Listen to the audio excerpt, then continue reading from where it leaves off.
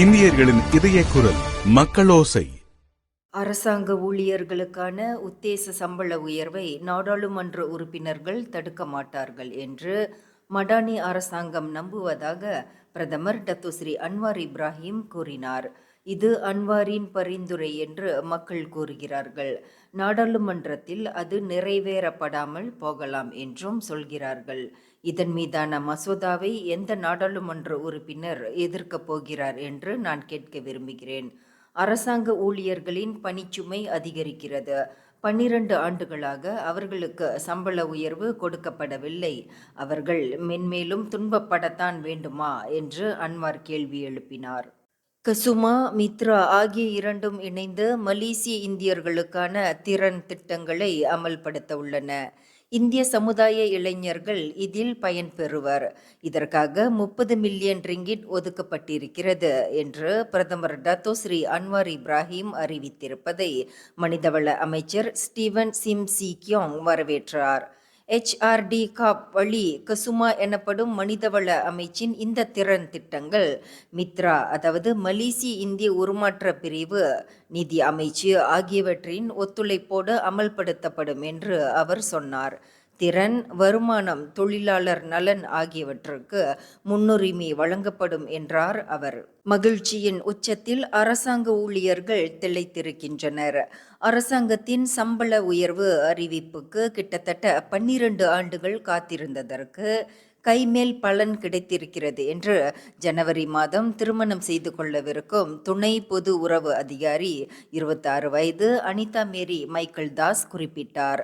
அதேபோல் விரைவில் ஒரு குழந்தைக்கு தாயாகவிருக்கும் 34 வயது தாதி கேரளின் அந்தோனிசாமி 13 விழுக்காடு சம்பள உயர்வு என்பது மிக இனிப்பான ஒரு செய்தி என்று சொன்னார். பாலஸ்தீனர்களுக்கு ஆதரவாக நடத்தப்பட்டு வரும் ஆட்சேப போராட்டங்களால் அமெரிக்காவில் பல பல்கலைக்கழகங்களின் செயல்பாடுகள் பாதிக்கப்பட்டிருக்கின்றன. மலேசிய மாணவர்களும் மிகவும் பாதிக்கப்பட்டிருக்கின்றனர். பல்கலைக்கழக வாழ்க்கையில் ஒரு தடை ஏற்பட்டிருக்கிறது.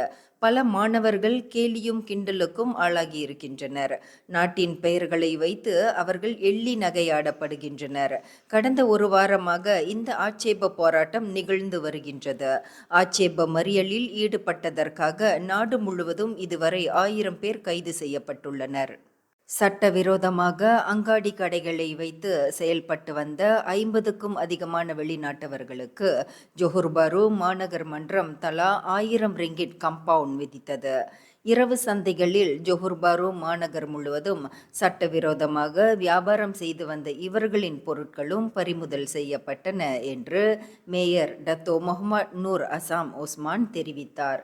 வியாபாரம் நடத்துவதற்கு அந்நிய நாட்டவர்களை அனுமதிக்கும் இரவு சந்தை ஏற்பாட்டாளர்களுக்கு எதிராக கடுமையான நடவடிக்கை எடுக்கப்படும் என்று அவர் எச்சரித்தார். கொத்தா டமான்சரா டாமாய் ஆகிய பகுதிகளில் வீடுகளில் நுழைந்து கைத்தொலைபேசியை திருடி வரும் ஒரு ஆடவரை போலீசார் தேடி வருகின்றனர். ஒரு ஆடவர் பூட்டியிருக்கும் ஒரு வீட்டில் நுழைய முயற்சிக்கும் காட்சி அடங்கிய 1 நிமிடம் 22 வினாடிகள் ஓடக்கூடிய ஒரு காணொளி தற்போது பகிரப்பட்டு வருவது குறித்து விளக்கமளித்த பெட்டாலிங் ஜயா மாவட்ட போலீஸ் தலைவர் ACP ஷாருல் நிசாம் ஜாஃபார் இதனை கூறினார்.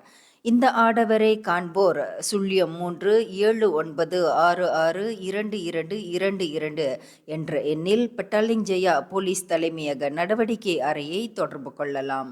தென் சீனாவின் குவாங்டோங் மாநிலத்தில் நெடுஞ்சாலை இடிந்து விழுந்ததில் இதுவரை 36 பேர் உயிரிழந்திருக்கின்றனர். மீட்பு பணி தொடர்ந்து மேற்கொள்ளப்பட்டு வருகிறது. அடைமழையை தொடர்ந்து டாபு கண்ட்ரி நோக்கி செல்லும் மெசாவ் சாலை பகுதியில் இச்சம்பவம் நிகழ்ந்தது என்று ஜின்வா செய்தி நிறுவனம் தெரிவித்தது. 20 வாகனங்கள் சிக்கிக்கொண்ட நிலையில் 54 பேர் அதில் இருந்ததாகவும் சொல்லப்பட்டது. இதுவரை 36 பேர் உயிரிழந்திருக்கின்றனர். மேலும் 30 பேர் காயமுற்றிருக்கின்றனர்.